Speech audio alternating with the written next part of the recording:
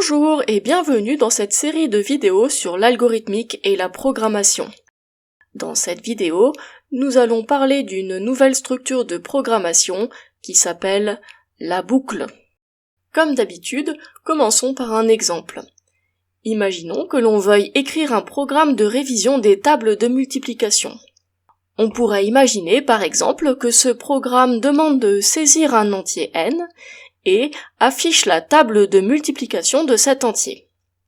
Par exemple, si n égale 8, le programme afficherait 8 fois 1 égale 8, 8 fois 2 égale 16, et ainsi de suite, jusqu'à 8 fois 10 égale 80.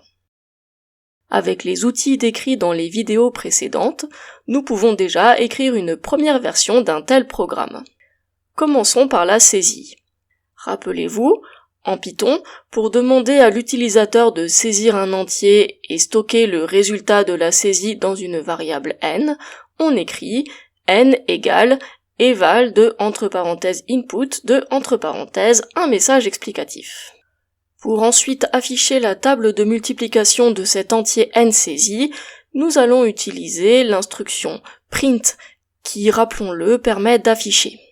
En paramètre du print, nous allons mettre la variable n, le symbole multiplié sous la forme d'une chaîne de caractères, la valeur par laquelle multiplier n, ici 1, le symbole égal sous la forme d'une chaîne de caractères, et enfin n fois 1.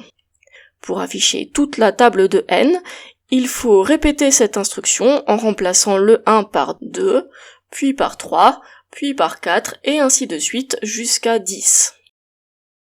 Vous pouvez constater que notre programme est vraiment très répétitif. Or, d'une part, les développeurs détestent devoir écrire plusieurs fois la même instruction, et d'autre part, imaginons qu'on veuille aller non plus jusqu'à n fois 10, mais jusqu'à n fois 100, ou pire, jusqu'à n fois 1000.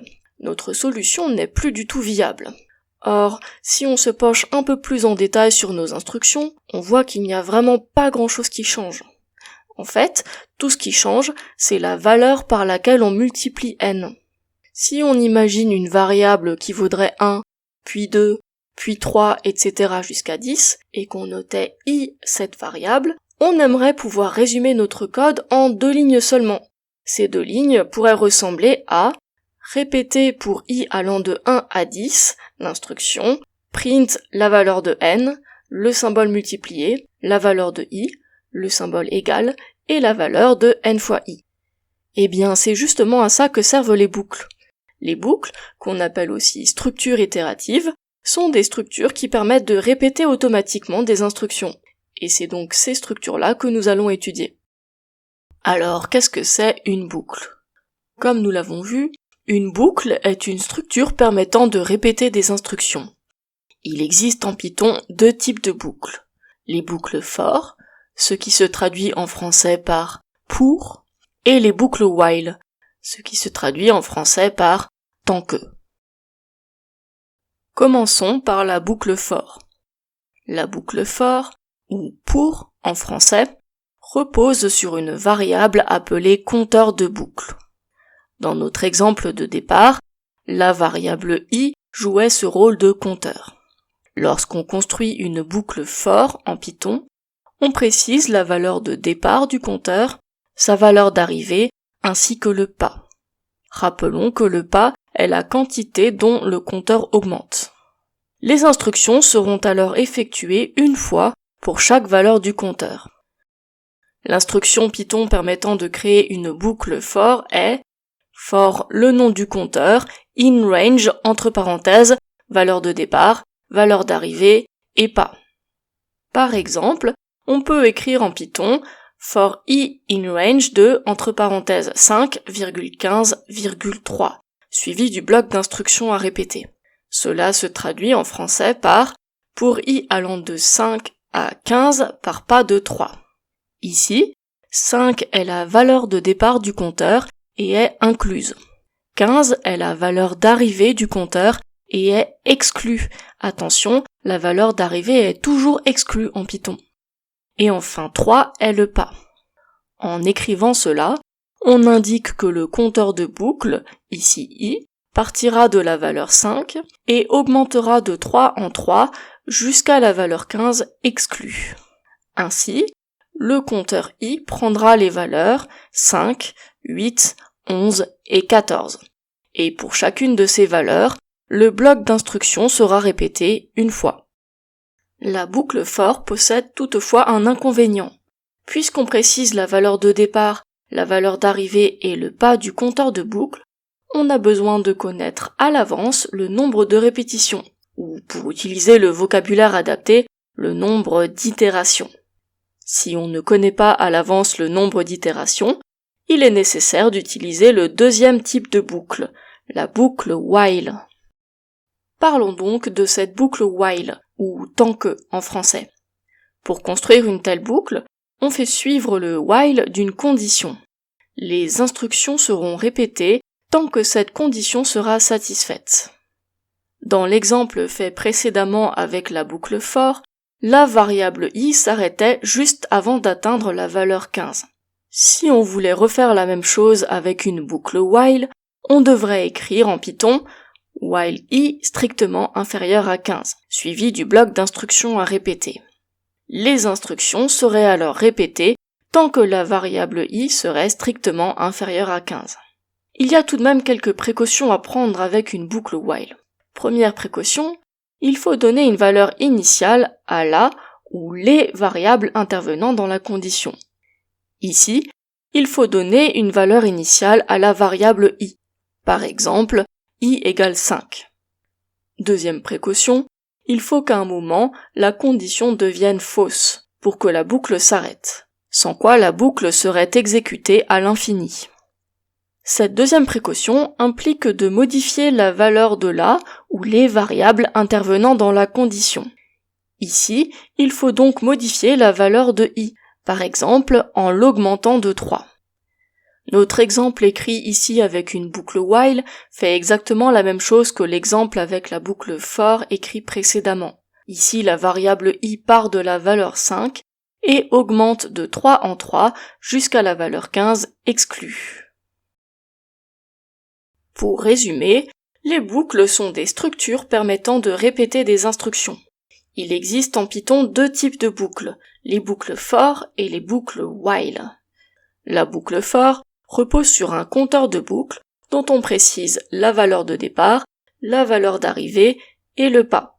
Mais attention, elle nécessite de connaître à l'avance le nombre d'itérations. Au contraire de la boucle while, qui elle repose sur une condition. Mais attention, cette boucle while nécessite de prendre quelques précautions. Nous allons maintenant illustrer ces notions grâce à quelques exemples faits avec le logiciel Tony. Commençons par l'un des exemples de boucles les plus simples que l'on puisse imaginer. Nous allons simplement afficher les nombres, par exemple de 0 jusqu'à 10. Faisons-le tout d'abord avec une boucle for. Rappelons-le, pour faire une boucle for, on commence par for, le nom du compteur. Ici, nous allons choisir i, in range de, entre parenthèses, valeur de départ, valeur d'arrivée et pas. Puisque nous voulons afficher les nombres de 0 à 10, la valeur de départ va bien sûr être 0. La valeur d'arrivée est exclue. Pour atteindre 10, il va donc falloir mettre la valeur d'arrivée 11. Par ailleurs, comme nous voulons afficher tous les nombres, nous allons choisir un pas de 1. À la fin de la ligne, et comme pour toutes les structures vues précédemment, nous mettons le symbole de point. Puis on passe à la ligne et l'on indique les instructions à répéter. Comme d'habitude, ces instructions doivent être indentées. Rappelons que l'indentation se fait automatiquement si l'on n'a pas oublié les 2 points. Si on a oublié les 2 points, on peut rajouter à la main l'indentation grâce à la touche Tab. Puisque notre but est d'afficher tous les nombres entre 0 et 10, l'instruction que nous allons répéter est une instruction d'affichage. Plus précisément, nous allons répéter l'affichage de la valeur du compteur, autrement dit print i. Récapitulons une deuxième fois. Pour faire une boucle for, on commence par for le nom du compteur, in range de, entre parenthèses, la valeur de départ, qui sera incluse, la valeur d'arrivée qui sera exclue, et le pas. On ferme la parenthèse et on n'oublie surtout pas le symbole de point, sans quoi on aura une erreur de syntaxe à l'exécution. Puis on passe à la ligne et l'on indique les instructions à répéter. Après avoir écrit ces instructions, n'oublions pas de les tester. À l'exécution, on voit bien s'afficher tous les nombres entre 0 et 10. Précisons une fois encore que dans le range, la valeur d'arrivée est toujours exclue. Si l'on avait mis 10 comme valeur d'arrivée, la variable i n'aurait atteint que la valeur 9 en fin de boucle. Pour atteindre la valeur 10, il faut donc préciser une valeur d'arrivée égale à 11.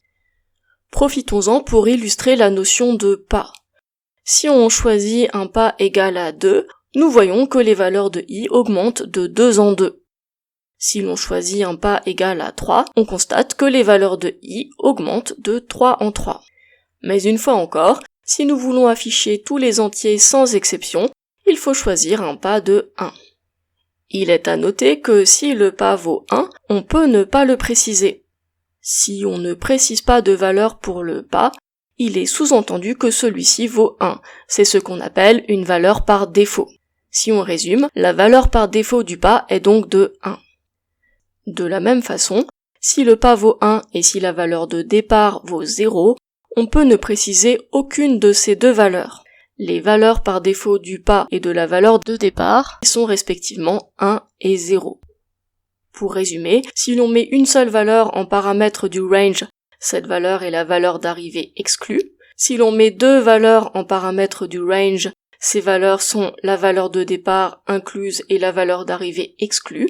Et si l'on met trois valeurs, ces valeurs sont la valeur de départ, la valeur d'arrivée et le pas. Refaisons maintenant le même exemple mais avec une boucle while. On l'a vu lorsqu'on a parlé de la boucle while repose sur une condition qui fait intervenir une ou plusieurs variables. Ici, cette variable, appelons-la i une fois encore, va représenter les nombres à afficher. Comme on veut afficher les nombres de 0 à 10, nous allons initialiser i à la valeur 0. On peut alors écrire notre boucle while. Pour cela, on écrit tout simplement le mot-clé while suivi d'une condition. Précisons que nous avons vu comment écrire des conditions dans la vidéo précédente.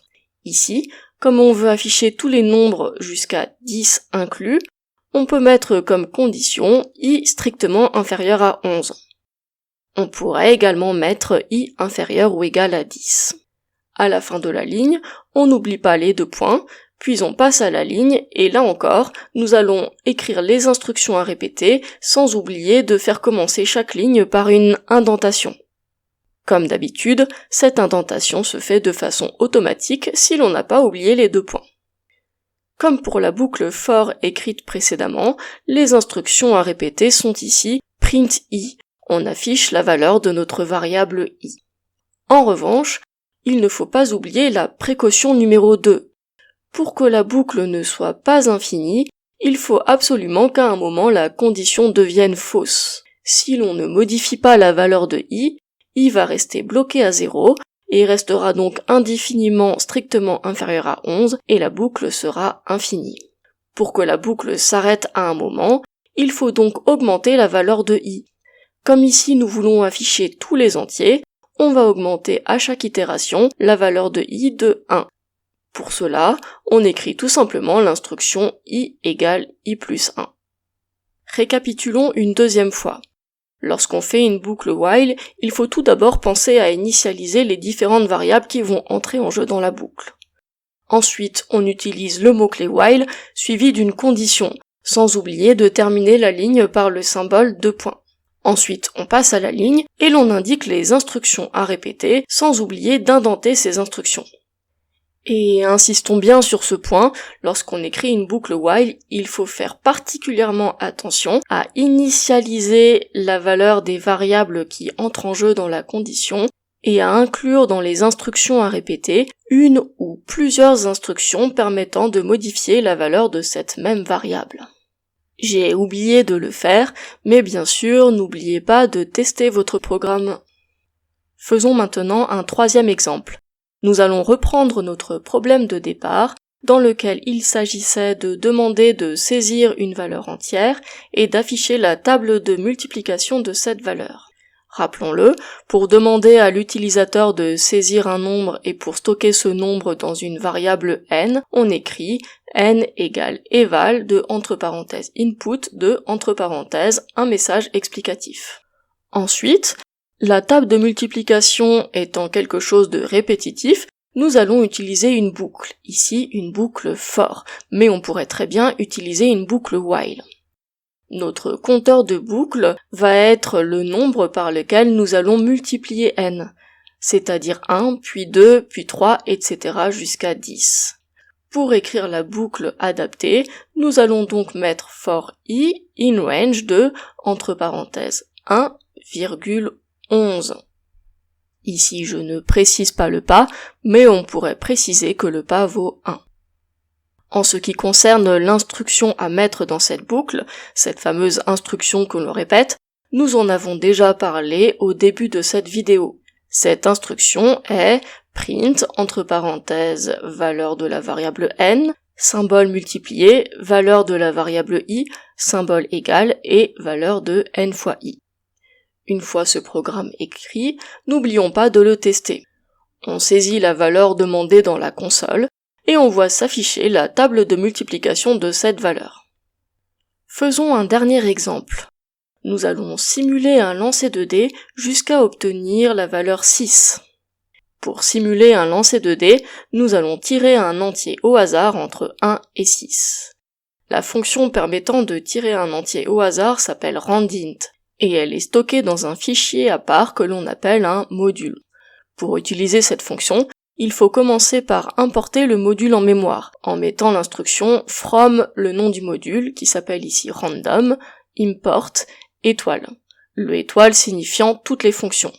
Ensuite, pour simuler le dé, nous avons simplement à écrire d égale randint de entre parenthèses 1,6, ce qui revient à générer un entier au hasard entre 1 et 6 et à stocker le résultat dans la variable d. Il ne reste qu'à afficher cette valeur pour voir le résultat de notre lancer de dés. Nous avons donc lancé le dé une fois. Maintenant, rappelons-le, notre problème initial était de lancer le dé jusqu'à obtenir 6. Il y a ici une notion de répétition. Nous allons relancer le dé plusieurs fois, et nous allons donc utiliser une boucle. Mais nous ne savons pas à l'avance combien de fois nous allons devoir lancer le dé pour obtenir 6. Il est donc ici nécessaire d'utiliser une boucle while, puisque, rappelons-le, nous ne pouvons utiliser de boucle for que si l'on connaît à l'avance le nombre d'itérations. Une fois ceci déterminé, la condition vient assez naturellement. Nous voulons lancer le dé jusqu'à obtenir 6, nous allons donc continuer à lancer le dé tant que celui-ci ne vaut pas 6. Notre boucle sera donc décrite par l'instruction while d différent de 6. Quant aux instructions à répéter, eh bien, si l'on n'a pas obtenu 6, on relance tout simplement le dé. Donc les instructions que nous allons répéter sont les mêmes que les instructions que nous avons écrites juste au-dessus. Nous allons relancer un dé, donc d égale randint de 1,6, et nous allons afficher sa valeur. N'oublions pas de tester notre programme. On voit s'afficher dans la console différentes valeurs de d jusqu'à ce que la valeur 6 soit finalement obtenue. Pour conclure, signalons qu'on pourrait donner bien d'autres détails sur les boucles. Cette vidéo se veut ici synthétique. Par ailleurs, et nous l'avons déjà dit pour les autres structures, il est à noter que l'on peut imbriquer plusieurs structures les unes dans les autres. On peut par exemple mettre une structure conditionnelle dans une boucle dans une fonction, et ainsi de suite. On peut imbriquer en fait autant de structures que l'on veut, à condition bien sûr de mettre autant d'indentations que nécessaire. Une indentation par structure. Et voilà, cette vidéo sur les boucles est maintenant terminée. La prochaine vidéo portera sur les tableaux. À bientôt!